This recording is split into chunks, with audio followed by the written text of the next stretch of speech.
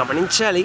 దేవుని భయము మానవునికి ఆశీర్వాదమును, దీవెనలను, గొప్ప పేరును, పరిశుద్ధ జీవితమును, ఐశ్వర్యమును, అన్నింటికి మించి శ్రేష్టమైన పరలోక రాజ్యమును అందిస్తుంది. వీటన్నిటినీ తప్పక అందిస్తుందండి.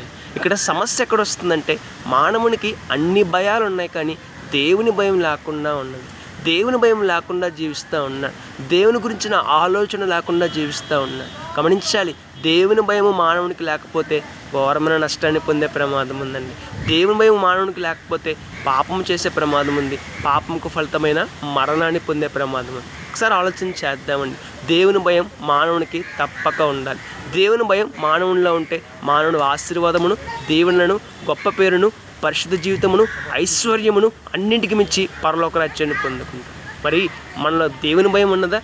దేవునికి భయపడుతూ జీవిస్తున్నామా? ఒకసారి ఆలోచన చేద్దాం. మన జీవితాన్ని మార్చుకుందాం. May God bless you.